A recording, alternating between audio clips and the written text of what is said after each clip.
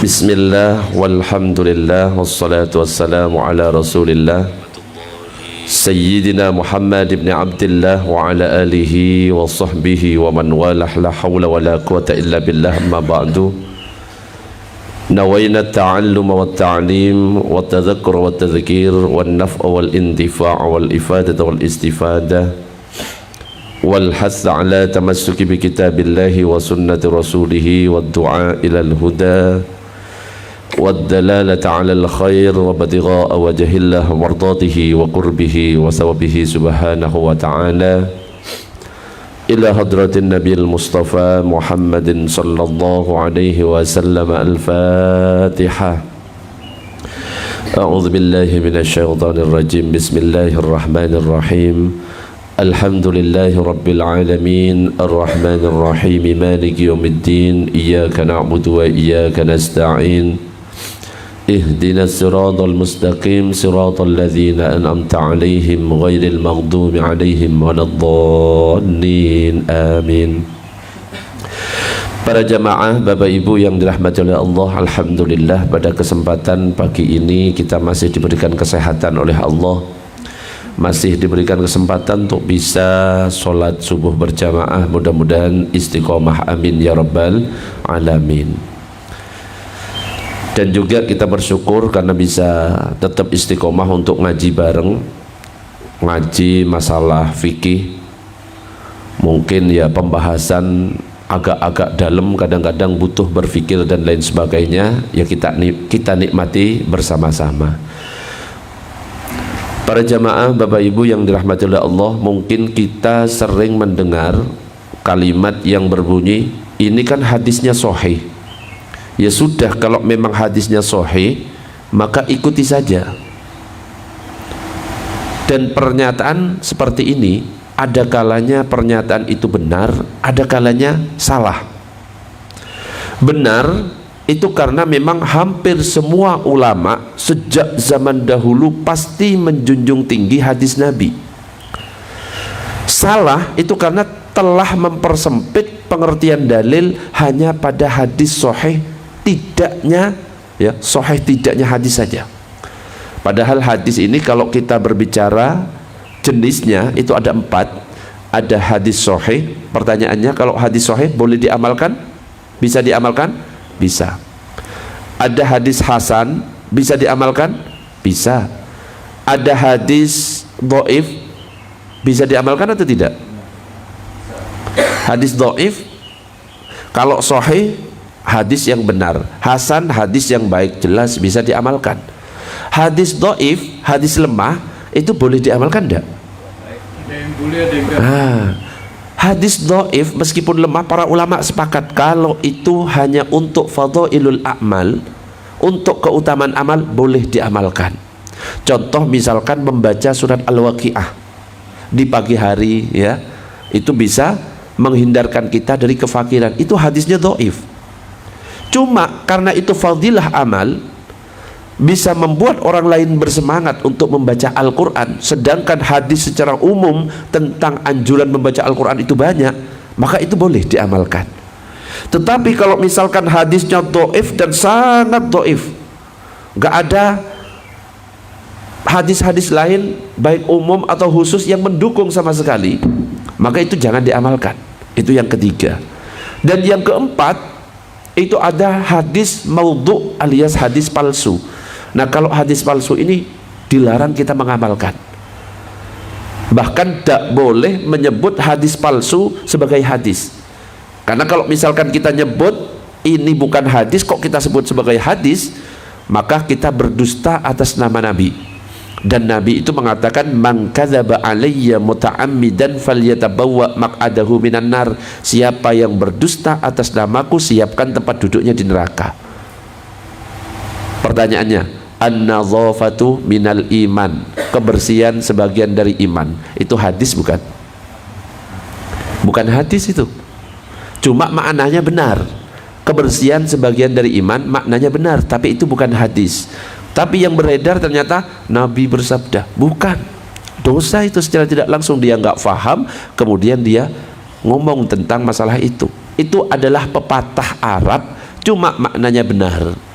Kalau hadisnya yang benar, at-tuhuru satrul iman, bersuci, kesucian separuh dari iman. Hampir sama. Cuma mana yang hadis, mana yang tidak, itu harus bisa kita membedakan. Dan juga kadang-kadang ada sesuatu broadcastan ya, yang tidak jelas sumbernya dari mana. Barang siapa membaca ini sampai ini, maka besok ketika bangun akan datang rezeki dari arah yang tak terduga-duga. Sekarang sudah masuk bulan Sya'ban, masuk bulan Rajab, kemudian kita share. Nah itu hadis palsu semuanya, gak boleh di share. Jadi harus ditanyakan ini hadis apa, baru boleh di share.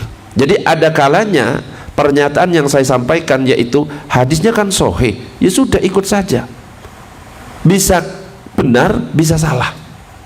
Tetapi sayangnya sekarang ini malah justru ini sering jadi ya apa, pegangan. Loh ini kan sahih, ikuti.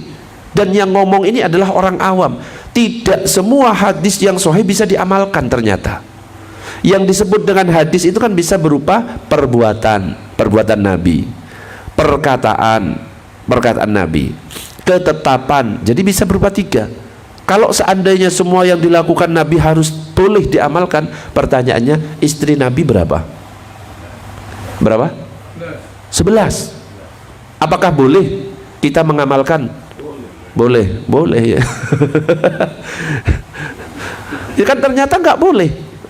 Jadi tidak semua hadis padahal itu sahih pernyataannya. Makanya nanti akan dibahas. Ya, ternyata ada hadis sahih tercantum dalam kitab Bukhari Muslim, tapi ternyata gak diamalkan oleh yang meriwayatkan. Penulisnya sendiri gak mengamalkan dan ada alasannya. Allahumma salli ala sayyidina Muhammad. Dalil itu, kalau kita berbicara tentang dalil, secara bahasa artinya sesuatu yang mengantarkan kepada maksud tertentu. Tetapi kalau secara istilah yang dimaksud dengan dalil itu adalah segala sesuatu yang memungkinkan untuk mengantarkan kepada sesuatu yang diinginkan dengan analisa yang benar. Jadi para ulama dari sejak zaman dulu, ulama-ulama salaf tidak gegabah ketika menentukan sebuah hukum. Tidak hanya dengan bermodal satu hadis kemudian hukumnya ini, enggak. Tapi dikumpulkan semua, ayat Qur'annya apa, hadis-hadis yang berhubungan dengan ini apa, perkataan-perkataan ulama itu apa, diolah, kemudian disimpulkan menjadi sebuah hukum. Beda dengan sekarang, cuma karena ada hadis sahih satu langsung yang lain disalah-salahkan. Yang ini yang akhirnya merusak agama. Memang ada, kalau misalkan bicara kunut, ada hadisnya sahih bahwa kunut subuh itu bid'ah, ada. Tapi yang terkadang yang jadi masalah, yang dijadikan pegangan cuma itu saja, sehingga mengabaikan hadis-hadis sahih tentang kunut, sehingga ambiar semuanya seakan-akan salah. Padahal yang mengatakan hadis tentang kunut subuh bid'ah cuma satu, sedangkan yang mengatakan kunut subuh itu sunnah banyak sekali. Jadi satu menghilangkan yang banyak, dan itu tidak bisa disimpulkan seperti itu caranya. Tadi malam ada yang WA saya, tidak dikenal nomornya, lihat video saya tentang hukum sholat berjamaah. Di situ saya menyampaikan bahwa hukum sholat berjamaah 4 mazhab beda.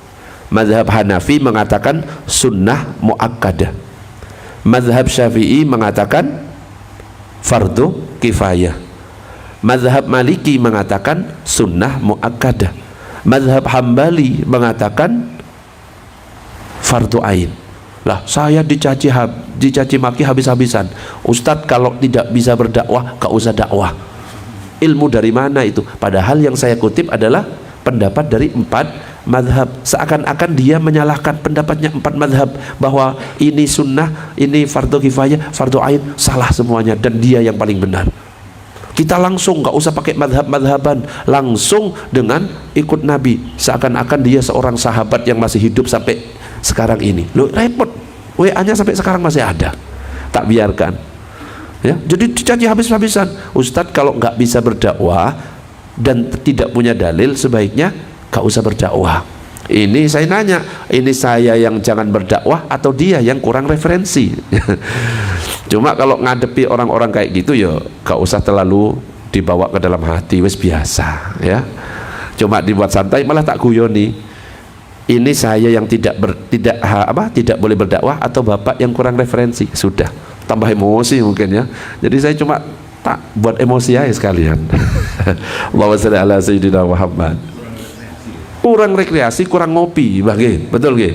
Nah, kita itu jangan seperti itu. Jangan sampai jadi orang yang kurang ngopi hanya karena tahu satu pendapat terus nyala-nyalakan pendapat yang agak beda, agak unik mungkin dari kita.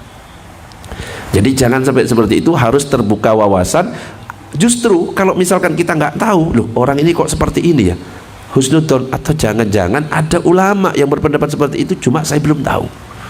Oh, kita langsung nuduh. Ada yang takbir Allahu Akbar tidak sendekap, langsung dikatakan, jadi diblokir mana iki Syiah.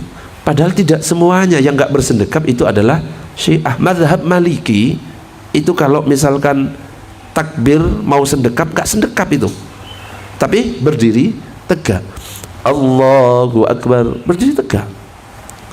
Kalau Syafi'i saja yang bersendekap, kita Syafi'i, Hambali, Hanafi sendekap, cuma posisinya ada yang antara pusar dan dada, ada yang tepat di pusar. Nah, yang Maliki ini yang paling unik, ketika takbiratul ihram Allahu Akbar berdiri biasa. Nah, kita jangan keburu suudzon tapi husnudzon. Dan ini ya, pembahasan-pembahasan ini dibahas dalam masalah kitab-kitab usul fikihnya para ulama. Allahumma shalli ala sayyidina Muhammad.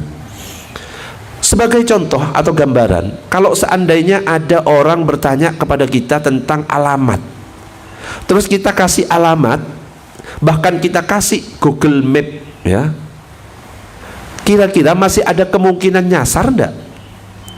Masih, padahal sudah ada petunjuknya, alamatnya jelas, misalkan ya, jalan ini, terus dikasih Google Map, itu pun lo kadang-kadang nyasar. Wong saya naik mobil dibawa ke jalan sepeda motor, akhirnya nggak muat, nyasar sampai bingung. Itu ada petunjuknya. Dan yang lebih selamat supaya kita tidak nyasar, nanya ke tukang becak, malah lebih cepat nyampainya. Nah, ini gambaran bagi kita. Kalau memang kita ini bukan ulama, jangan langsung Al-Quran hadis kita telan mentah-mentah. Kenapa? Karena justru nanti bisa ngarah kepada yang aneh-aneh, karena pemahaman kita bukan Al-Quran dan hadisnya yang aneh, tapi pemahaman kita yang kadang-kadang nyeleneh. Makanya kita tanyanya kepada siapa? Yang ahli dalam Al-Quran dan hadis, supaya apa? Kita tidak tersesat. Makanya judulnya ini sebenarnya ternyata hadis Nabi bisa menyesatkan. Bagi siapa? Bagi orang yang dia tidak faham, langsung menelan mentah-mentah Al-Quran dan hadis. Jadi Al-Quran dan hadis itu ibarat bahan mentah yang kemudian diolah oleh para ulama, kemudian ada produknya. Produknya itu kitab-kitab fikih. Jadi kitab fikih itu bukan tanpa dalil, cuma para ulama kadang-kadang tidak ingin membuat jamaah atau umat itu bingung. Dalil-dalil gak ditulis, cuma ditulis kesimpulan-kesimpulannya. Kalau kita baca kitab Safinatun Najah, di situ ada Arkanul Islami khamsatun, rukun Islam ada 5. Arkanul Imani sittatun, rukun iman ada 6. Terus poin-poinnya, rukun Islam yang pertama syahadat, 2 salat, 3 zakat, 4 puasa, 5 haji ke Baitullah bagi yang mampu. Poin-poinnya, bahkan dalilnya kadang-kadang nggak ditulis. Apakah ini nggak ada dalilnya? Ada. Dalam hadis Arba'in disebutkan buniyal Islam ala khamsin, bahwa Islam itu dibangun dengan 5. Disebutkan semuanya, cuma para ulama ingin memberikan pemahaman Islam secara praktis supaya mudah diserap. Allahumma shalli ala sayyidina Muhammad. Imam Asy-Syatibi itu mengatakan fatawal mujtahidin bin nisbati ilal awam kal adillati syar'iyyati bin nisbati ilal mujtahidin. Fatwa ulama mujtahid bagi orang awam itu ibarat dalil syar'i bagi para mujtahid. Jadi kalau mujtahid ini ulama yang memang tingkatannya sekelas Imam Syafi'i, Imam Hambali, Imam Maliki, Imam Hanafi, itu langsung rujukannya Al-Quran dan hadis. Kenapa? Mereka semuanya faham tentang Al-Quran dan hadis. Mereka langsung bisa mengambil hukum dari Al-Quran dan hadis. Sedangkan orang awam rujukannya itu tidak bisa kalau misalkan langsung kepada Al-Quran dan hadis. Memang sumbernya langsung Al-Quran hadis, tapi harus ada perantara. Perantaranya siapa? Ulama. Supaya apa? Tidak salah dalam memahami. Dan ini disebutkan dalam Al-Quran, fas'alu ahlaz zikri in kuntum la ta'lamun, tanyakan kepada ulama jika kalian tidak mengetahui. Allahumma salli ala sayyidina Muhammad. Bahkan Imam Asy-Syatibi itu melarang orang awam untuk ikut-ikutan langsung membaca Al-Quran dan hadis terus disimpulkan sendiri. Kalau cuma baca-baca untuk tambahan wawasan nggak apa-apa, baca Al-Quran terjemahannya, tapi tidak untuk berfatwa. Baca hadis kemudian baca terjemahnya, tidak untuk berfatwa. Untuk apa? Wawasan kita. Nanti kalau ada ustadz saya tanyakan, boleh.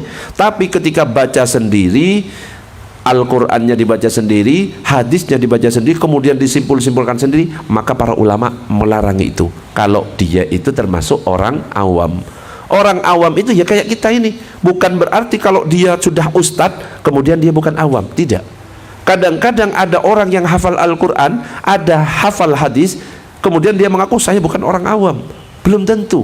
Orang yang yang hafal Al-Quran, hafal hadis, dia kemudian bisa menyimpulkan hukum, nggak bisa. Contoh Imam Bukhari.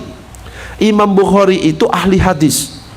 Bahkan hadisnya itu diakui yang paling sahih di antara hadis-hadis yang lain. Tapi apakah beliau membuat mazhab sendiri? Tidak. Tapi Imam Bukhari, beliau bermazhab kepada Imam Syafi'i. Dalam masalah fikih beliau tetap ikut apa? Pendapatnya Imam Syafi'i. Padahal Imam Bukhari. Nah begitu juga dengan kita, jangan mudah berfatwa, karena kalau misalkan mudah berfatwa apalagi kita bukan ahlinya, nanti bisa berbahaya. Ibaratnya kalau kita mau minum air, ada galon, tidak bisa kita langsung minum langsung dari galonnya, tapi butuh perantara. Apa perantaranya? Gelas. Jadi galonnya disiram dulu ke gelas, kemudian dari gelas itu kita minum. Begitu juga ketika kita memahami Al-Quran dan hadis, gak bisa langsung Al-Quran dibaca terjemahannya, hadis dibaca terjemahannya, kemudian kita telan mentah-mentah, tapi harus melalui ahlinya, yaitu para ulama. Allahumma shalli ala sayyidina Muhammad. Jadi tidak serta-merta seorang yang hafal Quran, hafal hadis, lantas dia tidak mengaku dirinya sebagai awam. Kadang-kadang dia cuma hafal saja. Ya hafal, cuma ditanya artinya gak ngerti. Kadang-kadang seperti itu. Begitu. Kalau kita berbicara tentang bid'ah, kita tidak boleh menafikan satu dengan yang lainnya. Ada yang mengatakan memang semuanya bid'ah, sesat. Ada kan? Ada. Ya kita hargai mereka yang mungkin berpendapat semua yang tidak dicontohkan oleh Nabi semuanya bid'ah. Silahkan. Contoh tahlilan bid'ah, ya, bagi mereka yang membid'ahkan. Maulid Nabi bid'ah. Apalagi manakiban, solawatan dan lain sebagainya bid'ah. Kenapa? Nabi tidak melakukan seperti itu. Itu pendapat yang pertama. Pendapat yang kedua, ada yang membagi bid'ah, dan ini mayoritas ulama justru. Salah satunya adalah mazhab kita, mazhab Syafi'i. Imam Syafi'i yang mengatakan al bid'atu bid'atani. Bid'ah itu ada dua, katanya Imam Syafi'i. Bid'atun mahmudatun, bid'atun mazmumatun. Bid'ah mahmudah atau yang biasa kita kenal dengan bid'ah hasanah, bid'ah yang baik. Yang kedua ada bid'ah mazmumah atau bid'ah dolalah yang kita kenal dengan bid'ah yang sesat. Kapan bid'ah itu dikatakan baik? Kata Imam Syafi'i, saya tidak mengutip pendapat saya, tapi pendapat dari ulama. Imam Syafi'i mengatakan kalau tidak bertentangan dengan Al-Quran dan hadis, dan di situ masih ada dalil-dalil dari Al-Quran dan hadis yang mendukung di situ, maka itu termasuk bid'ah yang baik. Tetapi kalau bertentangan dengan Al-Quran dan hadis, gak ada hadis pun sedikit pun yang mendukung dari perkara itu, maka itu baru bid'ah yang sesat. Loh, kenapa kok Imam Syafi'i membagi bid'ah jadi dua, sedangkan Nabi mengatakan kullu bid'atin dhalalah, setiap bid'ah adalah sesat? Kenapa kok justru Imam Syafi'i kok kayak menentang? Tidak menentang. Kenapa? Kita tahu Umar bin Khattab. Umar bin Khattab itu penghuni mana? Penghuni surga, dapat jaminan surga. 10 sahabat yang mendapat jaminan surga, salah satunya Umar bin Khattab. Umar bin Khattab kan pernah mengatakan nikmatil bid'atu hadhihi, sebaik-baik bid'ah adalah ini. Dan ini kasusnya ketika sholat tarawih. Sholat tarawih, Nabi itu sholatnya cuma berapa kali kemarin? 3 kali. Pertama sholatnya sendirian, ada jamaah, ada sahabat lewat ngelihat, loh ikut. Besoknya Nabi lagi-lagi sholat, ini sudah cerita kemana-mana, tambah banyak. Besoknya lagi tambah menyebar. Hari keempat Nabi nggak hadir, jamaahnya sudah banyak. Besoknya, saya takut nanti justru ini memberatkanmu, ini justru diwajibkan karena kita membiasakan. Akhirnya Nabi tidak sholat tarawih, sholatnya cuma itu saja. Dan dulu namanya adalah Qiyamu Ramadan. Qiyamu Ramadan, belum namanya tarawih.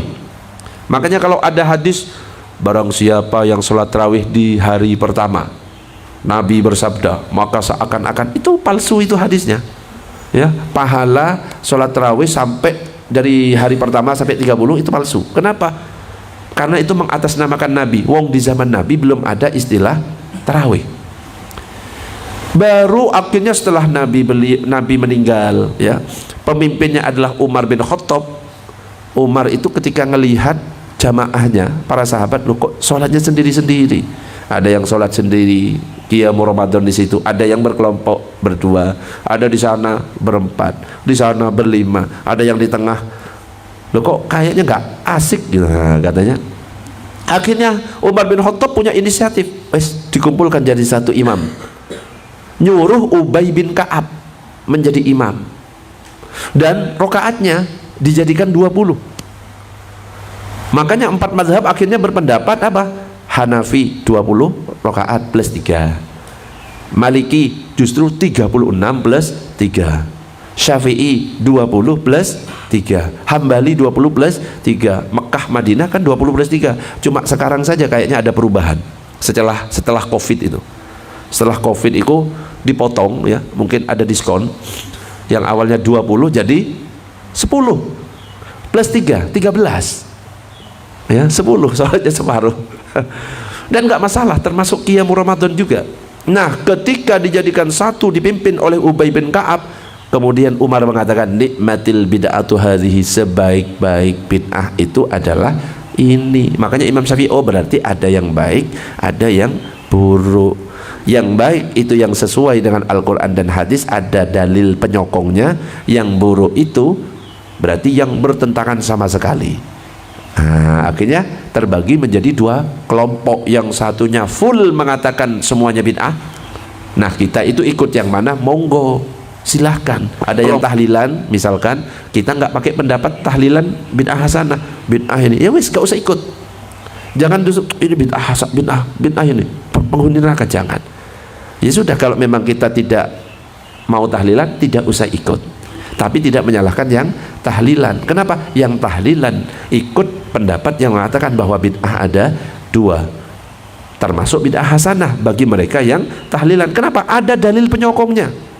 Contoh, la yaq'udu qaumun yadhkurunallah illa hafathumul malaikah wa ghasyiyatuhumur rahmah wa nazalat alaihimus sakinah wa dzakarahumullahu fiman indahu. Tidak duduk satu kaum zikir kepada Allah kecuali malaikat mengelilingi mereka, rahmat menyelimuti mereka, turun ketenangan atas mereka, dibangga-banggakan nama mereka di depan para malaikat. Zikir bareng. Ada dalil penyokongnya. Iqra'u ala mautakum surat Yasin, baca atas orang-orang meninggal di antara kalian surat Yasin, dalam kitab Bulughul Maram Ibnu Hajar Al-Asqalani. Masih ada dalil penyokongnya. Jadi tidak bertentangan sama sekali, sehingga kelompok yang kedua mengatakan ini adalah bid'ah hasanah. Nah, apa yang harus kita lakukan? Ya kita ikut yang mana? Kita saling menghormati, yang tahlilan monggo, yang tidak tahlilan juga monggo, selesai, aman. Nah, yang repot ini sudah saling tunjuk itu, nganggep pendapat paling benar, ribut akhirnya. Yang pertama. Yang kedua, tentang apa bah tadi bah? Yang kedua, kalau misalnya tanya, oh Google, boleh saja ya, kalau memang kan ada yang emergensi ya, apa ya, darurat, pengen tahu sekarang ini apa ya, WA Ustadz gak dibales-bales, nah, kan gak langsung dibales, WA Ustadz gak dibales-bales, mau nelponnya gak diangkat-angkat, ya emergensi ya, butuh sekarang searching. Tapi kalau memang searching bukan berarti tidak boleh, boleh dengan cara apa, searching kemudian dilihat siapa yang berkata. Jangan sampai kita nggak tahu siapa dia, terus kita anggap itu fatwa yang benar. Kita harus tahu ini referensinya dari siapa. Kan ada sekarang ya, sudah ada dalilnya, ini pendapatnya imam siapa, ini pendapatnya imam ini, ternyata Imam Samudra bawahnya, kan nggak bisa ya, nek bawahnya ternyata ini adalah pendapat dari Imam Nawawi, masih aman. Baru nanti kita tanyakan, mungkin kalau ada kesempatan, Ustaz ini benar nggak? Oh benar, alhamdulillah. Dalil hadis Al-Quran ternyata Imam S. Arifin, kan bingung akhirnya kan ya. Jadi harus jelas sumbernya. Nah, jadi bukan tidak boleh, tapi kita harus bisa memilih mana pendapat yang bisa kita ikuti, dengan kita ikuti pendapat-pendapat ulama yang memang kita kenal ya, gitu bah. Ada lagi. Nah sekarang kita bahas, ternyata hadis itu justru bisa jadi menyesatkan. Nah akhirnya muncul pertanyaan, kalau ada kalimat seperti itu, mana mungkin hadis Nabi, apalagi hadisnya sahih, bisa menyesatkan? Bisa. Bagi orang yang pemahamannya belum tuntas, maka dia yang bisa tersesat. Maksudnya hadisnya ada, hadisnya sahih, tapi justru bisa menyesatkan bagi mereka yang belum tuntas dalam memahami atau salah dalam memahami itu. Ibnu Hajar Al-Haytami, ulama mazhab Syafi'i, itu menukil perkataan Ibnu Uyainah, mengatakan wal haditsu mudillatun illa lil fuqaha. Hadis itu bisa jadi menyesatkan kecuali bagi fuqaha atau ahli-ahli fikih. Nah kalau memang dia ulama, dia ngerti masalah fikih, tidak akan menyesatkan. Nah kalau kadang-kadang bagi kita ya, kalau hanya pakai tekstual hadis saja, nah itu yang hati-hati, harus kita tanya maksudnya. Karena kalau misalkan menjadi seorang faqih atau orang alim, ulama, itu ya harus ada syarat-syaratnya. Dia harus hafal Quran, hafal hadis. Lah kalau kita kan memang di luar kepala, maksudnya nggak ada sama sekali di kepala kita, nggak ono hafalane. Paling yang hafal apa? Surat pendek, Al-Ikhlas ya, Al-Falaq. Orang baca ayat panjang sedikit langsung waduh kul huwa ile ngono akhirnya ya. Nah Nabi itu bersabda, rubba muballighin au amin sami'in wa rubba hamili fikhin laisa bifaqihin wa rubba hamili fikhin illa wa rubba hamili fikhin ila man huwa afqahu minhu. Banyak orang yang hanya disampaikan kepadanya suatu hadis dan dia lebih paham daripada orang yang mendengarkan langsung. Banyak yang menyampaikan fikih tetapi tidak faqih atau tidak faham. Banyak pembawa fikih, dia membawakannya kepada orang yang lebih paham darinya. Kesimpulannya apa?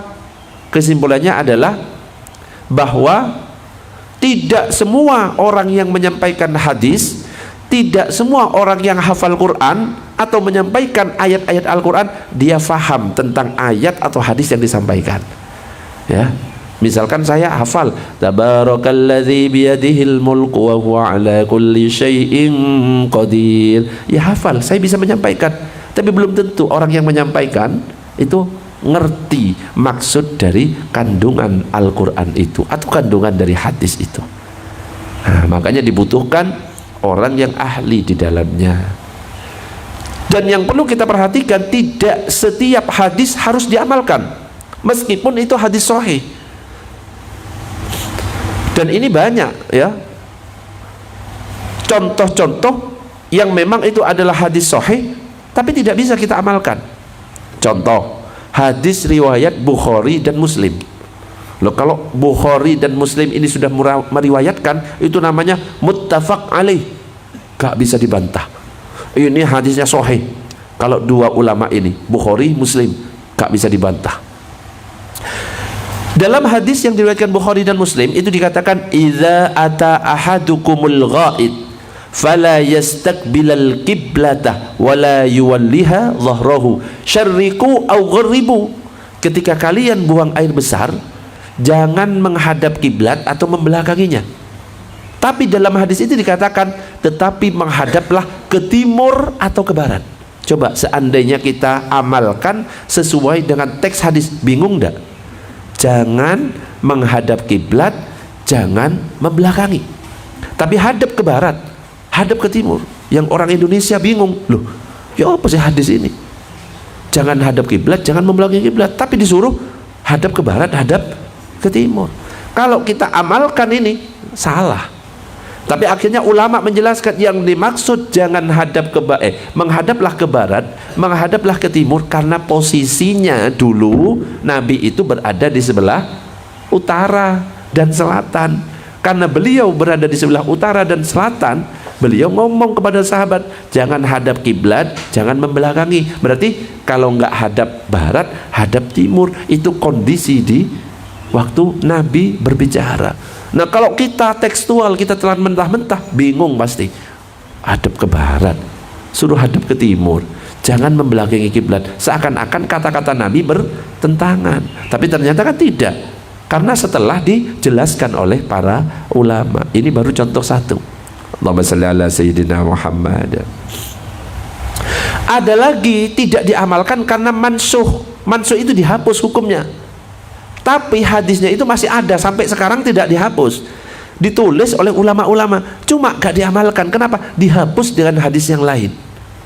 Contoh, hadis yang diriwayatkan oleh Imam Bukhari.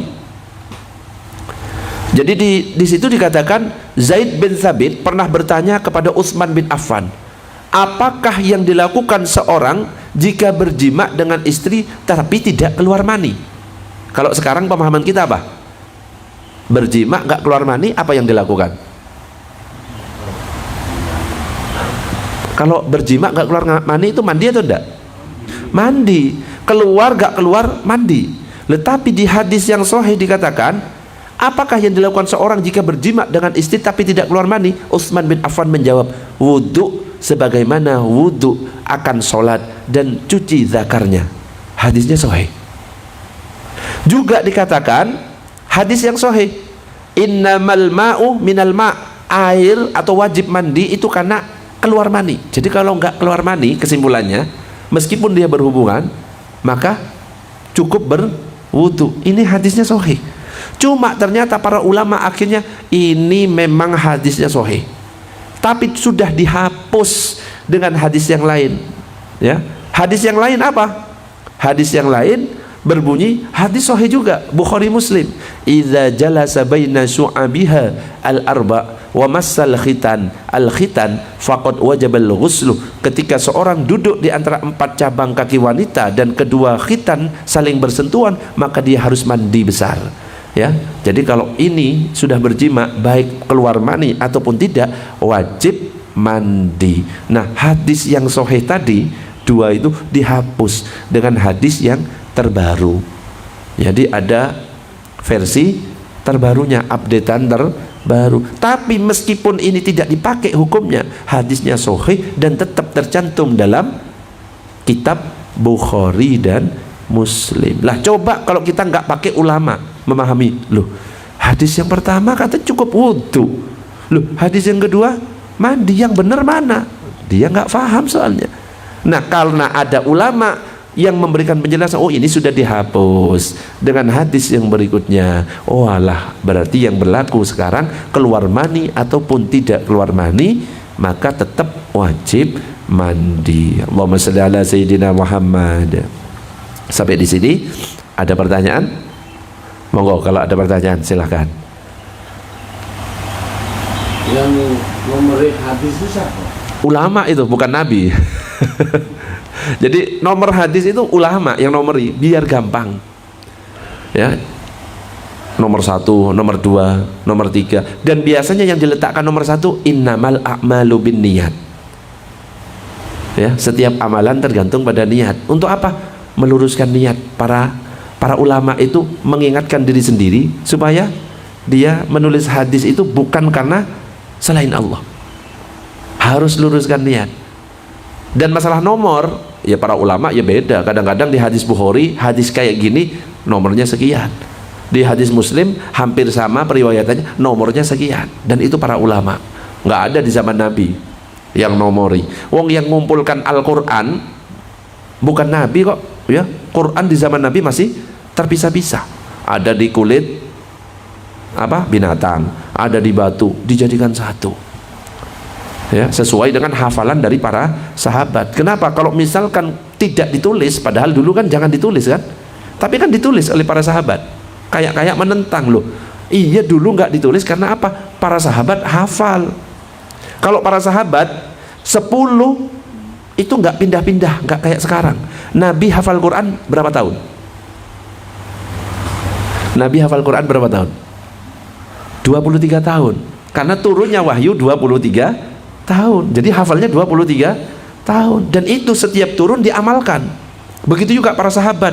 10 ayat dihafalkan, diamalkan dulu, baru pindah ke yang lain. Gak kayak sekarang. Kalau sekarang 2 tahun ngafalkan, tapi gak ngerti apa yang dihafalkan.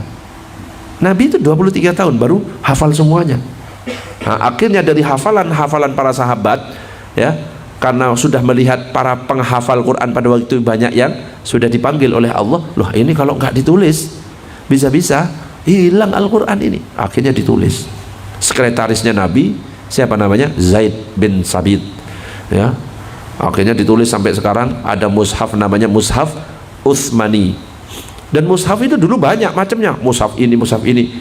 Tapi yang lain supaya nanti jadi sama, yang lain itu disingkirkan, mungkin kayaknya diamankan, ya dibakar. Cara ngamankan Quran kalau nggak dipakai itu salah satunya dengan cara dibakar. Tapi jangan diviralkan. Lagi bakar Quran, disyuting. Ini kawan-kawan lagi bakar Quran. Wah, hancur. Dikira penghinaan, ya.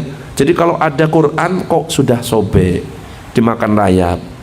Cara mengamankan supaya tidak keinjak-injak, supaya tidak tercecer, kita kumpulkan jadi satu, kita bakar di tempat yang kalau bisa tidak dilewati orang, pojokan, bakar. Terus habis dibakar itu biasanya tulisan masih ada, hancurkan atau larutkan dalam air. Kalau sudah dilarutkan dalam air itu sudah hancur, biasanya kertas. Dan jangan diabadikan, jangan divideokan. Al-Quran dengan membakar, khawatir dipotong, ya. Bisa-bisa kita kena ya merendahkan Al-Quran nanti. Allahumma shalli ala sayyidina Muhammad, ya. Jadi ada 4 yang keluar dari manusia. Kencing, cok lali. Ini yang tiap hari, ya. Kencing, mani, madi, wadi. Yang najis 3. Yang najis 3 apa? Kencing, madi, wadi. Yang najis ini justru cuma dicuci wudhu. Yang suci cuma 1, mani, justru mandi. Coba kenapa? Lah suci kok disuruh mandi? Coba kenapa? Mani suci, tapi konsekuensinya mandi.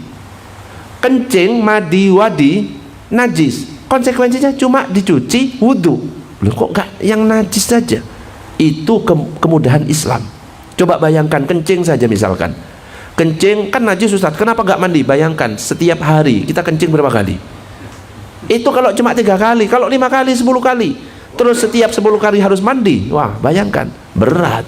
Lah beda dengan mani. Mani meskipun suci tapi keluarnya kan enggak tiap hari. Bisa seminggu sekali. Kalau Bang Toyib berapa bulan? Bahkan enggak pulang-pulang. Ya. Jadinya kan ringan mandinya. Ya. Mani itu suci tapi mandi wajib. Madi, biar tahu, madi itu ketika syahwat terangsang.